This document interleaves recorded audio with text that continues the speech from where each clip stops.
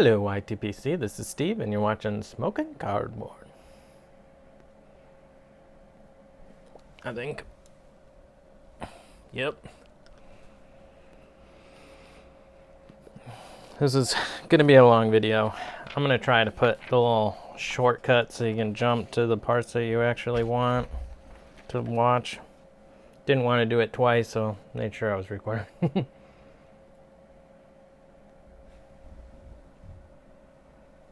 I am smoking some. I just wanted to smoke this blend, so I'm just smoking it.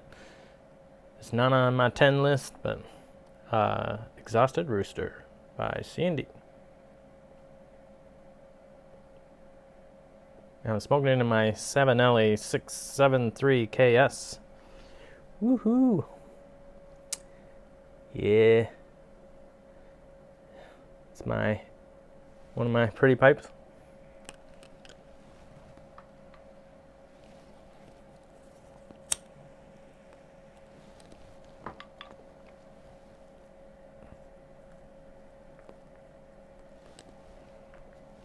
All right, so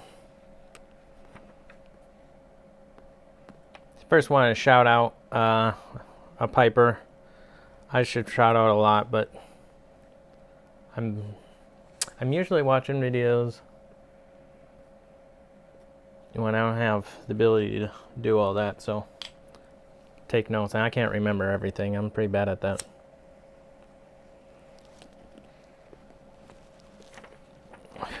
And I forget the name right now. But the channel is Night Train Piper. I really enjoy his videos, and he was at like 90 subs when I paid attention to how many subs he had, and was like, oh, I should say something because more people would like his videos. I don't know. I do. So, anyway, I'll put a link down there. I started going through some of the blends. I opened up first I opened up the War Horse first. This tasted great, but I could only get about 10 puffs in before it was like, nope. The bite was pretty immediate. I think Kentucky is irritant. There's, like, I had the double pressed John Cotton Kentucky, and it was pretty bitey. Some of the other ones don't bite quite as much, but I think some of I'm drawing a blank. I don't know. I guess I'm not sure who manufactures this.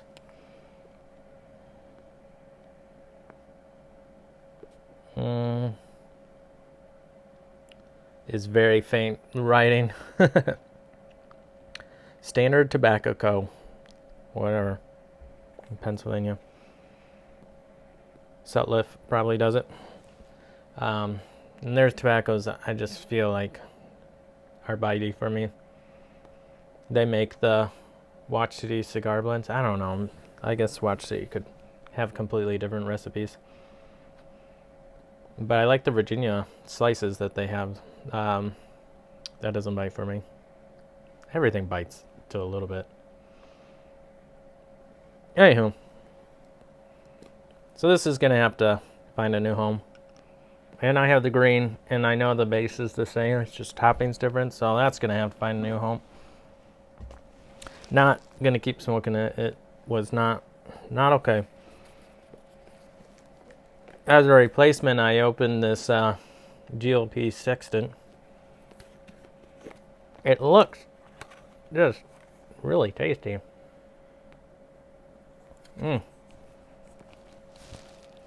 Even the smells, I just opened that up, and it is really interesting stuff. If Latakia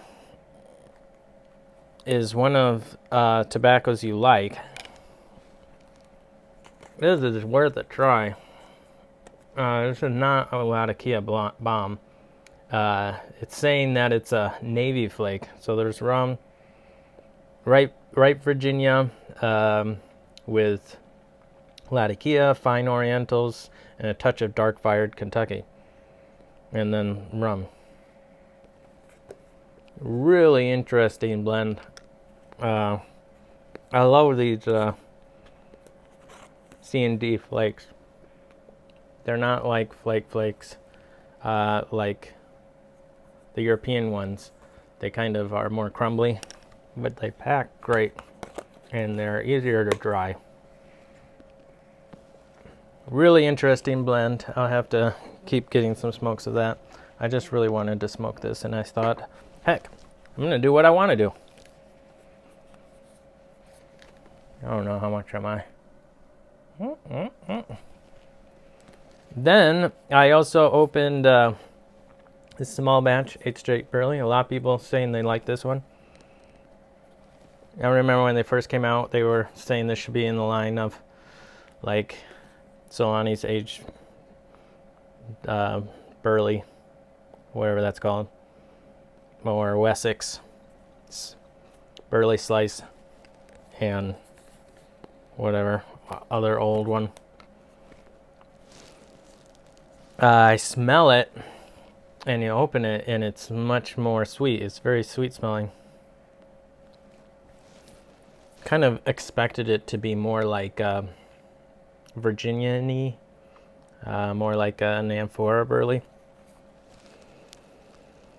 Yeah. I smoked it though, and it was very earthy, burley. You definitely got not a lot of sweetness out of it. To me, I almost got a lot of cigar type flavors from it. Really interesting blend. A little bit bitey. So I think I'm gonna just spread out the smoke. But I think if it was as bitey as it was the first one, it might be on the... I can't really regularly smoke this, so I won't be getting more of it, but it's pretty good, interesting smoke. So that was fun. And then I picked up this eccentric, yeah. And this one, I guess, is a Latakia blend with Red Virginia and Catarini Oriental with some burley. I heard it was good. I don't really expect to smoke the tobacco. I just love the art on this, man. I don't know. Maybe I'll smoke it at some point. I'm just not planning on doing it anytime soon. And I think that I love the tin art on these. Worth it just to have the tin art. And then I also, when I ordered that one, I picked up the tobacco pipes, as does a mystery 2 blends. So they send an ounce of each, and I think it's $8. You have no idea what you're getting.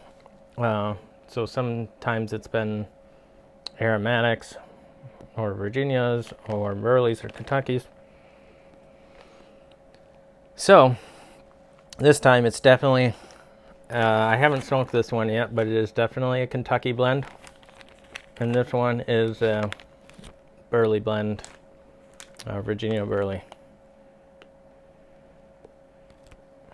I think after one smoke, my guess would be that this is Mac Baren's Golden Extra. That's my guess. And smelling and looking at this, my guess is this is Mac Baren Old Dark Fired, but I don't know. I haven't smoked it yet. That's my guess. So, if those sound interesting to you, or at least that style, you could go pick those up. Get 2 ounces of tobacco for $8. There's like a Facebook group too, where people buy these and then can kind of post what they think about them. Pretty fun, especially if you like that. And on top of that, Mike Gansdam gave me some. I was really wanting to smoke one of these today, honestly, but I have so much to talk about. Yeah, I didn't have time to try to guess what these were, but they are definitely Virginia forward blends. So I'm really excited to try some mystery blends from Mike. Now I think I'll try to do those on camera. We'll see. There's enough for more than one bowl. Super generous. I wanted to do a VR to Big Smoke Phil's channel. Gaw, really great guy. I enjoy him a lot. I'm drinking some tea. Sorry, he's from England, makes me think of tea. And tea somehow helps, it has pH level that helps not bite as much. And I just think it's delicious, the tea I have. Anyway, so he wanted us to talk about our jobs, a cool story about our jobs or what jobs we had. So I thought I'd let you guys know all the jobs I have. I started out mowing. I was pretty much just mowing for like my family, my grandma. I remember mowing our yard. We had like a big yard, and we got to well, I started when I was little, but I never got paid for any of that. This is all very boring, but I remember mowing, and I started mowing in probably 4th grade. And we had a steep hill in our backyard. This was not the really big yard, but we push mowed, and I push mow. And I had a friend that was one grade beneath me, and he wanted to mow too. So we'd take turns going back and forth. One time, his parents were very upset about that. I was like, "Oh, sorry, I got you in trouble." You don't remember that? And then I would finally moved to a different house, and I got a bigger yard, and we had a mowing tractor. My grandma moved next to us, and she bought a rider for us as long as I would mow the lawn. And man, I took pride in how fast I could mow that lawn, because it was huge, and it took me like an hour and a half, and that was it. Just floored. I was like skidding in the corners trying to just mow, because it was very hard ground most of the time. We didn't have irrigation or any of that stuff. In Nebraska, it doesn't rain all that much. And so that was always fun.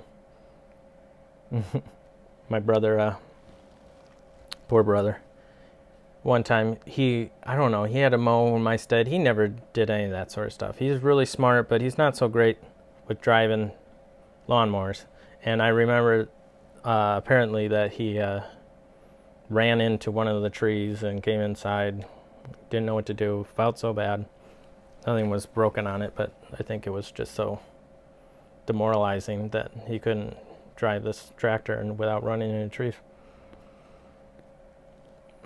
So that was my job. I mowed. And then I got a job, like all Nebraskans. At 13, you could start detasseling corn. And that's just removing tassels when you're crossbreeding corn for seed corn. Pretty much all corn that you see grown is a hybrid, and that's how you make hybrids.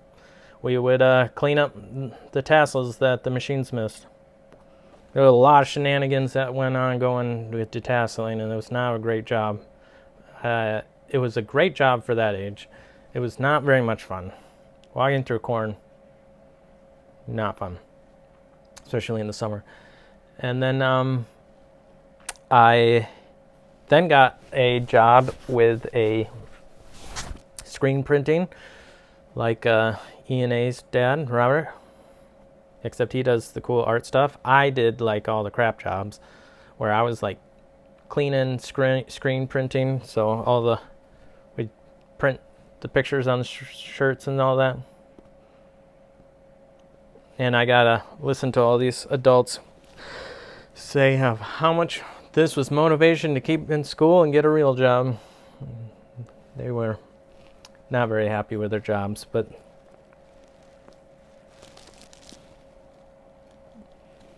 I would not come in until 8, and those people, they would all come in at 6:30 and then leave at like 3:30. And I don't know, maybe I didn't come in until 9. I would go work from like 9 to 5. And after they all left, I worked with one guy who managed all the inventories and stuff, and then I'd break down boxes. And they shipped out prizes for the charities like Hoop for Heart and Jump for Heart. Learned some really crude phrases from that man that's still stuck in my day that sometimes come out and my wife slaps me. And then I one summer was working construction. Well, there's a good story in that construction. I was not really working for the guy constructing. He was doing a renovation project on the outside of the house. The farmer who owned the house knew my dad. He hired me just straight out. So I was just working for this farmer. And so I'd mow the lawn and all this other stuff, but we ultimately were pulling all the siding off the house and putting new siding on, tearing off the shingles, putting new roofing on, all this stuff, replacing the windows, all that stuff. And well, one time I was removing shingles off, so this was like 2-story house, I think. And a bunch of wasps came out and they just started swarming around me, and I just freaked out and I just bailed. I just jumped off the scaffolding. Man, that guy was so mad at me. I was like, I was just terrified of getting stung, I guess. I bent the crossbars and that thing, but I walked away. Fine, no hospital visits. And another time we were using steel like siding, and I was cutting it, and I had a piece and I just dropped it, and it just like rode my leg all the way down, blood everywhere. I was gonna pass out. So I was probably just man, that guy was like, man, we can't keep this guy around, he's too. So I did that. That was pretty good work for one summer. And then I was camp counselor for 2 summers. Hated that job. But I think a lot of that was my fault, why I hated it. I was such a rules follower, and I took the job so seriously about keeping these kids safe and all this sort of stuff that I just didn't have any fun. And I needed to break all the rules and just have fun. And I wasn't good at that. I wasn't good at breaking the rules. And I had a bad attitude. I had a bad attitude about a lot of things. And then, what else? I then did an internship doing seed research for corn. And that was interesting. Eventually that got me to Hawaii. And then I got into retail work out of college. And then I eventually got into software development, where I test software. So that's what I do today. A lot of crazy stories in retail, but I'll just move on. There's too much stuff. I don't know. I really liked working retail, but the hours are crazy. I am still insistent that our lives would be better if stores were not open as much. Then I wanted to respond to Doug in Michigan Piper, I think that's his channel name. Great channel. I'll have links for all these guys. And so he was asking, I think in his pondering himself, what is your purpose? What is everyone's purpose?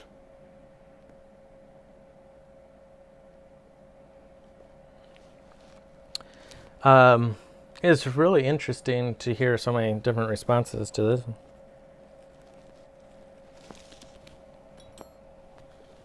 I think it's a good question to think about periodically, to help you set realistic goals that make sense and keep perspective. I believe that I was created, so there's a purpose to being created, I believe. And I believe that is to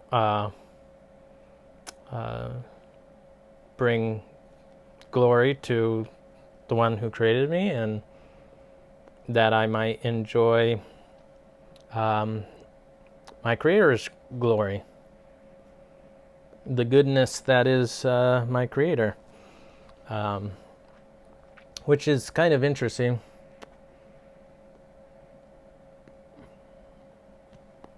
How that plays out into realistic actions, because obviously you can look around this world and go, not all this creation is good, or at least this world is pretty corrupt. And that always kind of still boils back to that thing I always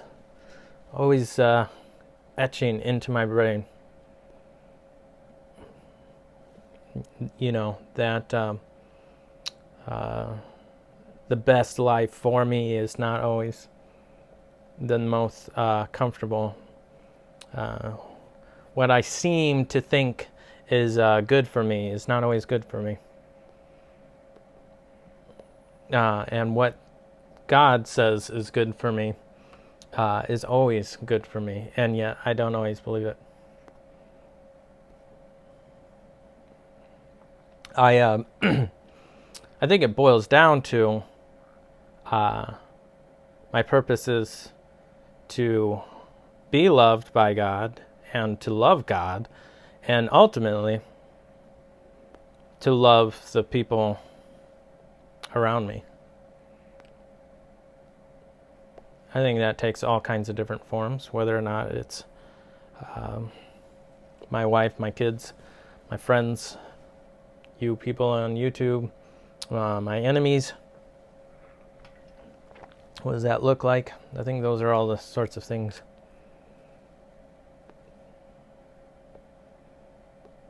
that we interact with to of that, but ultimately it's people that matter. And I suppose it's easy to lose sight that it's people that matter, especially when you make someone less of a person than someone else.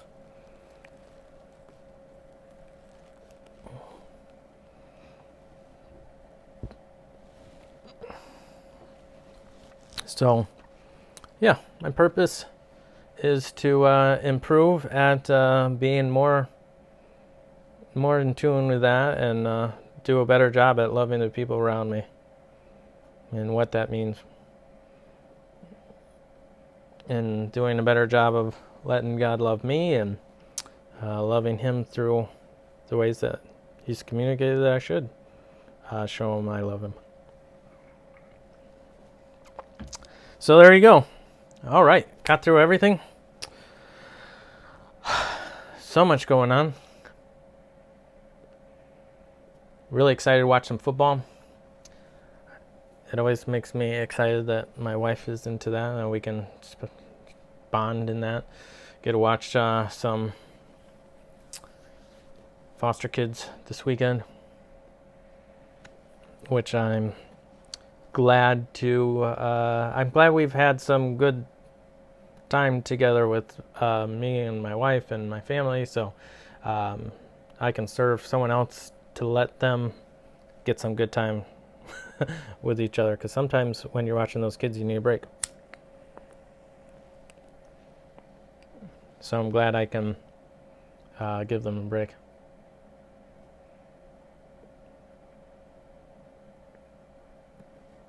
Anywho, I'll let you go. Hope you guys all have a great weekend or week, and we'll talk to you later. Bye.